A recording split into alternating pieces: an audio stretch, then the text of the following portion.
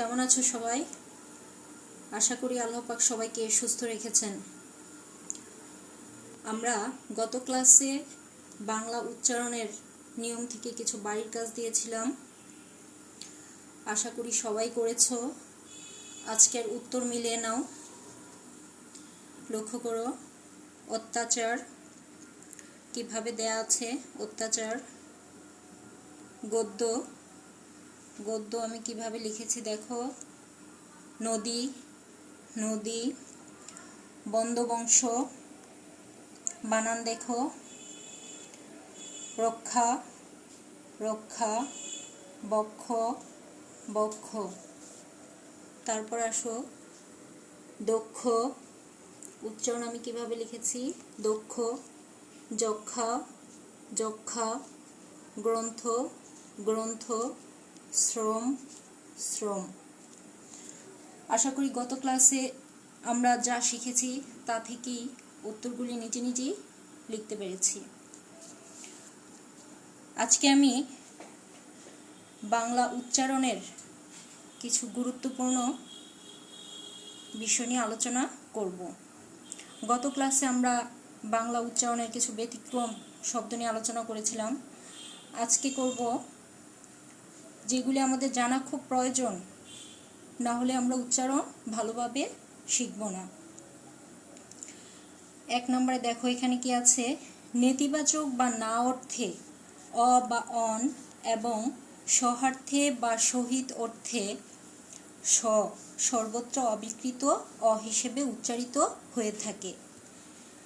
কি বলেছি? নেতিবাচক অথবা না অর্থে হবে। যেমন দেখো অনিকেত, এখানে আমাদের উচ্চারণও অবিকৃত থাকবে। অনিকেত। অবিচার অবিচার, অর্থাৎ এটা অ এবং অনর্থে ব্যবহৃত হয়েছে। আবার সহার্থে বা সহিত অর্থে সটা উচ্চারণ কিভাবে হয় দেখো। সবিশেষ সবিশেষ, সবিনয় সবিনয়, অর্থাৎ উচ্চারণে এখানে অ অবিকৃত আছে। তারপর দেখো তবে নাম বোঝালে এ নাবোধক অ ও এর মতো উচ্চারিত হতে পারে। যখন নাম বোঝাবে, যথা অবিনাশ, তখন আমরা এখানে ও লিখতে পারি, ও এর মতো উচ্চারণটা করতে পারি। অজিত দেখো, অজিত, অসীম অসীম। তাহলে আমরা এখান থেকে কি বুঝলাম? যে নেতিবাচক বা না অর্থে অ বা অন, সহার্থে বা সহিত অর্থে স সর্বত্র অবিকৃত থাকবে, কিন্তু যখন নাম বোঝাবে তখন আবার আমরা এটাকে ও এর মতো উচ্চারণ করতে পারি। এবার আসো সম উপসর্গ যোগে গঠিত শব্দের আদ্য অ সংস্কৃতানুসারী উচ্চারণে অবিকৃত থাকে। সম উপসর্গ যোগে গঠিত শব্দের আদ্য অ সংস্কৃতানুসারী উচ্চারণে অবিকৃত থাকে। যেমন সমুত্থান, সমুজ্জ্বল, এ ধরনের শব্দ হতে পারে, কিন্তু বাংলা উচ্চারণে ওকার হয়। যেমন সমীকরণ, দেখো বাংলা উচ্চারণে সমীকরণ স ওকার।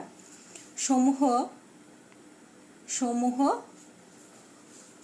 তারপরে দেখো লিখিত রূপে মূর্ধন্য ন থাকলেও উচ্চারণগত দিক থেকে এ বর্ণটি দন্ত নয়ের সঙ্গে অভিন্ন। এখন তোমাদের মনে প্রশ্ন হতে পারে যে এখানে আমি সমীকরণ একটা শব্দ বলেছি, কিন্তু উচ্চারণে তালব্য স লিখলাম, বানানে আছে দন্ত স, উচ্চারণে আমি লিখলাম তালব্য স। এখানে আছে মূর্ধন্য ন, আমি লিখলাম দন্ত ন। তোমাদের মনে প্রশ্ন হয় না যে কেন হলো? সেই প্রশ্নের সমাধানের জন্যই এখন আমি এই বিষয়ে আলোচনা করব। অধ্যাপক আব্দুল হাই তার ধ্বনিবিজ্ঞান ও বাংলা ধ্বনিতত্ত্ব গ্রন্থে বলেছেন, বানান যেখানে যেমনই হোক অসংযুক্ত মূর্ধন্য ন উচ্চারণ বাংলায় খাঁটি দন্তমূলীয়ই। অর্থাৎ লিখিত রূপে মূর্ধন্য ন থাকলেও উচ্চারণগত দিক থেকে এ বর্ণটি দন্ত নয়ের সঙ্গে অভিন্ন। যেমন দেখো, ধরণী, উচ্চারণ ধরণী করেছি, কিন্তু মূর্ধন্য ন আছে, আমি এখানে দন্ত ন দিয়েছি।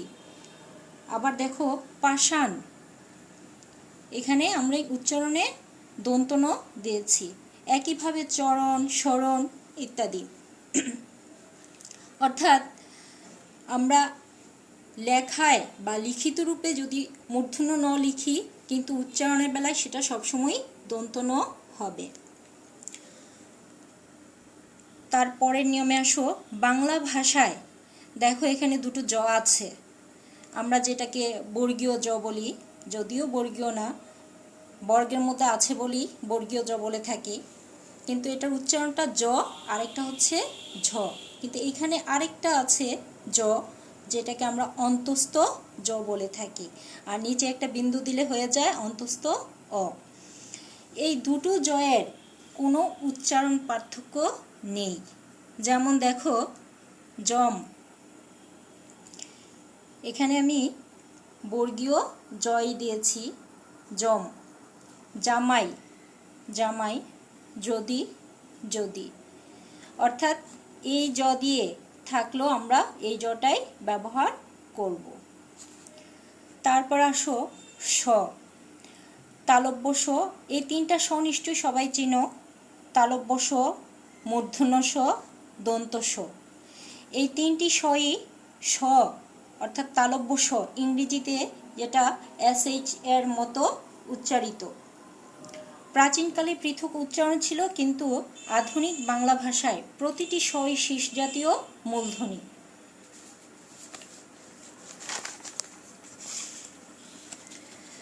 কেবল ত, থ, ন, র এর পূর্ববর্তী ধ্বনি হিসেবে তালব্য স-এর দন্ত স ধ্বনির উচ্চারণ শোনা যায়। অর্থাৎ যেই সই থাকুক না কেন আমরা সবসময় তালব্য স লিখব, কিন্তু যদি ত, থ, ন, র এই ধ্বনিগুলির পূর্ববর্তী ধ্বনি দন্ত স হয়, তবেই আমরা এটাকে দন্ত স লিখব। যেমন দেখো, সমস্ত, এখানে দেখো এই ত এর পূর্ববর্তী ধ্বনি হচ্ছে দন্ত স। রাস্তা, একইভাবে ত এর পূর্ববর্তী ধ্বনি দন্ত স। আবার দেখো, আস্থা, থ এর পূর্ববর্তী ধ্বনি দন্ত স। এই যেমন বলেছিলাম ত, থ, ন, র। আবার দেখো, সুস্থ, সুস্থ। স্নান, ন এর পূর্ববর্তী ধ্বনি কি আছে? দন্ত স। স্নেহ, ন এর পূর্ববর্তী ধ্বনি দন্ত স। আবার দেখো, শ্রদ্ধা, এখানে রফলা আছে, এ র উচ্চারণ হয় র, এই র এর পূর্ববর্তী ধ্বনি হচ্ছে দন্ত স। শ্রবণী, শ্র, হ্যাঁ, এর পূর্ববর্তী ধ্বনি হচ্ছে দন্ত স, ইত্যাদি।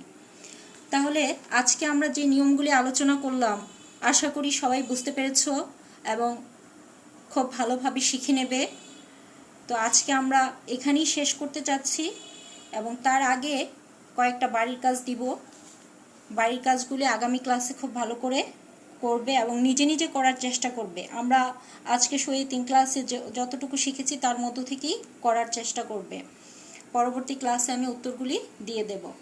দেখো, আমি বলছি: অবিনাশ, অবিচার, সমীক্ষা, তরুণ, যোগ, যত, আস্তে, শ্রেষ্ঠ, জগৎ, সরণী। এগুলি আগামী ক্লাসে অবশ্যই করবে। তো সবাই ভালো থেকো। আজকে আমি এখানেই শেষ করছি। আল্লাহ হাফেজ।